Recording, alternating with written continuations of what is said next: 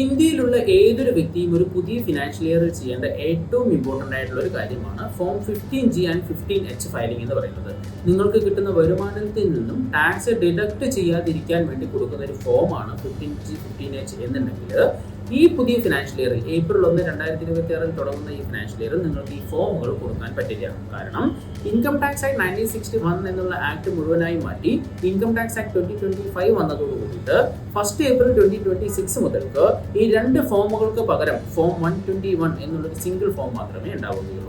ഇതിന്റെ ഏറ്റവും പ്രസിദ്ധമായിട്ടുള്ള കാര്യം പണ്ട് സീനിയേഴ്സിന് 15H അതർ ദാൻ സീനിയേഴ്സിന് 15G ആയിരുന്നു എന്നുണ്ടെങ്കിൽ ഇപ്പോൾ ജൂനിയർ സീനിയർ വ്യത്യാസമില്ലാതെ രണ്ട് കൂട്ടർക്കും ഫോം 121 അവരുടെ സെൽഫ് ഡിക്ലറേഷൻ കൊടുക്കേണ്ടത്. എന്താണ് ഈ പുതിയ ആക്ടിലുള്ള ഫോം 121 ഉള്ളത്? കൊടുക്കുമ്പോൾ നിങ്ങൾ ശ്രദ്ധിക്കേണ്ട പ്രധാനപ്പെട്ട കാര്യങ്ങൾ എന്തൊക്കെയാണെന്നുള്ളതാണ് ഇന്നത്തെ വീഡിയോ.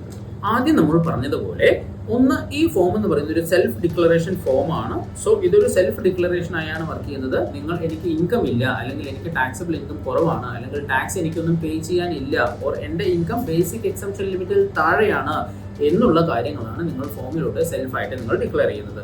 ആൻഡ് നമ്മൾ നേരത്തെ പറഞ്ഞ പോലെ ഈ ഫോം 121 എന്ന് പറയുന്ന ഫോമിന് യാതൊരു ഏജ് ബാറുമില്ല. സീനിയേഴ്സിന് അതർ ദാൻ സീനിയേഴ്സിന് ഫോം 121 തന്നെയാണ് സബ്മിറ്റ് ചെയ്യുന്നത്. ഇനി ആരൊക്കെയാണ് ഈ ഫോം സബ്മിറ്റ് ചെയ്യാൻ പറ്റുക എന്നുള്ളതാണ് അടുത്തത് നമ്മൾ നോക്കുന്നത്.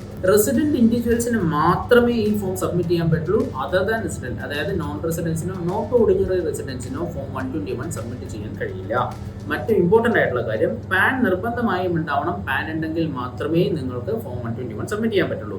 ആൻഡ് സീനിയേഴ്സിന് ഇവിടെ ഒരു ലിവറേജ് ഉള്ളത് എന്താണെന്ന് വെച്ച് കഴിഞ്ഞാൽ അപ് ടു 12 lakh വരയ്ക്കും ഈ 25-26 ഫിനാൻഷ്യൽ ഇയർ മുതൽ അപ് ടു 12 lakh വരയ്ക്കും ടാക്സ് ഇല്ല എന്നുള്ളത് കൊണ്ട് സീനിയേഴ്സിന്റെ ഇൻകം എങ്ങാനും ബേസിക് എക്സംപ്ഷൻ ലിമിറ്റിൽ കൂടുതലാണെങ്കിലും പക്ഷേ 12 lakh കുറവാണെന്നുണ്ടെങ്കിലും സീനിയേഴ്സിന് ഫോം 121 സബ്മിറ്റ് ചെയ്യാം. പക്ഷേ അതർ ദാൻ സീനിയേഴ്സിന് അവരുടെ ബേസിക് എക്സംപ്ഷൻ ലിമിറ്റിൽ കൂടുതലാണ് അവർക്ക് കിട്ടാവുന്ന ഇൻകം എന്നുണ്ടെങ്കിൽ ഫോം 121 സബ്മിറ്റ് ചെയ്യരുത്, തെറ്റാവും. സോ സീനിയേഴ്സിന്റെ കേസിൽ അവർക്ക് അപ് ടു 12 lakh വരയ്ക്കും അവർക്ക് ഫോം 121 സബ്മിറ്റ് ചെയ്യാം. പക്ഷേ അതർ ദാൻ സീനിയേഴ്സിന് ബേസിക് എക്സംപ്ഷൻ ലിമിറ്റ്, അതായത് നിങ്ങൾ ഓൾഡ് സ്കീം ചൂസ് ചെയ്യുന്ന വ്യക്തിയാണെങ്കിൽ 2.5 lakh ആണ് നിങ്ങളുടെ ബേസിക് എക്സംപ്ഷൻ ലിമിറ്റ്.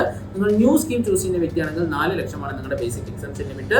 ഇതിൽ കൂടുതലാണ് നിങ്ങളുടെ ഇൻകം എന്നുണ്ടെങ്കിൽ other than seniors form 121 submit ചെയ്യുന്നത് തെറ്റാവും. അങ്ങനെ തെറ്റി സബ്മിറ്റ് ചെയ്താൽ എന്താണെന്നുള്ളത് എൻഡ് ഓഫ് ദി വീഡിയോയിൽ നമുക്ക് ഡിസ്കസ് ചെയ്യാം.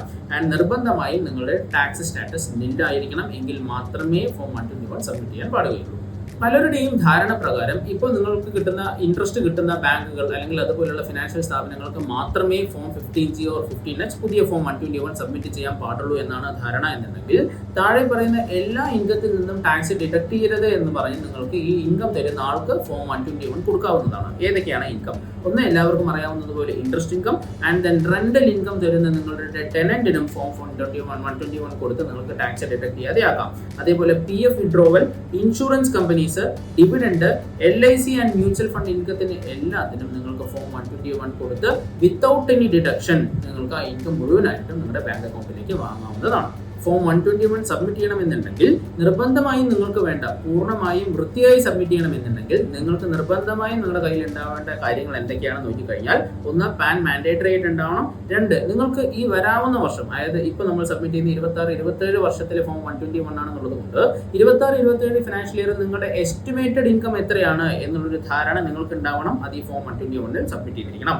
ആൻഡ് പ്രീവിയസ് ITR നിങ്ങൾ ഫയൽ ചെയ്തിട്ടുണ്ടെങ്കിൽ അതിൽ എത്രയാണ് ഇൻകം കാണിച്ചത് എന്നുള്ള ഡീറ്റെയിൽ ഈ 121 കൊടുക്കാനുള്ള പ്രൊവിഷൻസ് അല്ലെങ്കിൽ കോളം ഉണ്ട്. ഇനി എന്താണ് നിങ്ങളുടെ നേച്ചർ ഓഫ് ഇൻകം? ഇൻട്രസ്റ്റ് മാത്രമേ ഉള്ളൂ, അല്ല ഡിവിഡന്റ് മാത്രമേ ഉള്ളൂ, അല്ല എന്താണ് നിങ്ങളുടെ നേച്ചർ ഓഫ് ഇൻകം എന്നുള്ളതും എസ്റ്റിമേറ്റഡ് ഇൻകം എത്രയാണെന്നുള്ളതും പ്രീവിയസ് ITRകളിൽ നിങ്ങൾ എത്ര ഇൻകം ഫയൽ ചെയ്തിട്ടുണ്ട് എന്നുള്ളതും എലോങ് വിത്ത് പാൻ നിങ്ങൾ ഈ ഫോം 121 സബ്മിറ്റ് ചെയ്യണം. അതിന്റെ താഴെ ഡിക്ലറേഷൻ എന്നുള്ളൊരു പാർട്ട് ഉണ്ട്, അതാരും വായിക്കാതെ പോരുത്. കാരണം ഡിക്ലറേഷനിൽ കൃത്യമായി പറയുന്നുണ്ട്, ഞാൻ മുകളിൽ കൊടുത്തിട്ടുള്ള കാര്യങ്ങളെല്ലാം 100% ശരിയാണ്, എങ്ങാനും ഇതിൽ വല്ല തെറ്റുമുണ്ട് എന്നുണ്ടെങ്കിൽ ഞാൻ പെനാൾട്ടി അടയ്ക്കാനും ഞാൻ ഇംപ്രിസൺമെന്റിന് പോലും തയ്യാറാണ് എന്നുള്ള ഡിക്ലറേഷൻ സൈൻ ചെയ്ത് കൊടുത്താണ് ഓരോരുത്തരും ഫോം 121 സബ്മിറ്റ് ചെയ്യുന്നത്. സോ ഇത്രയും കാര്യങ്ങൾ നിങ്ങൾ മനസ്സിൽ വെച്ചുകൊണ്ട് മാത്രം നിങ്ങൾ ഫോം 121 നിങ്ങൾ എലിജിബിൾ ആണെങ്കിൽ സബ്മിറ്റ് ചെയ്യൂ, ഇല്ലെങ്കിൽ പീനലൈസേഷൻ നിങ്ങൾ വാങ്ങാതിരിക്കുക. ഏത് പോയിന്റിലാണ് നിങ്ങൾക്ക് ഈ ഡൗട്ട് അല്ലെങ്കിൽ ഏത് ടോപ്പിക്കാണ് ഡിസ്കസ് ചെയ്യേണ്ടത് എന്നുള്ളത് താഴെ കമന്റായി രേഖപ്പെടുത്തും. നമുക്ക് ആ ടോപ്പിക് ഡിസ്കസ് ചെയ്യാം. Thank you so much.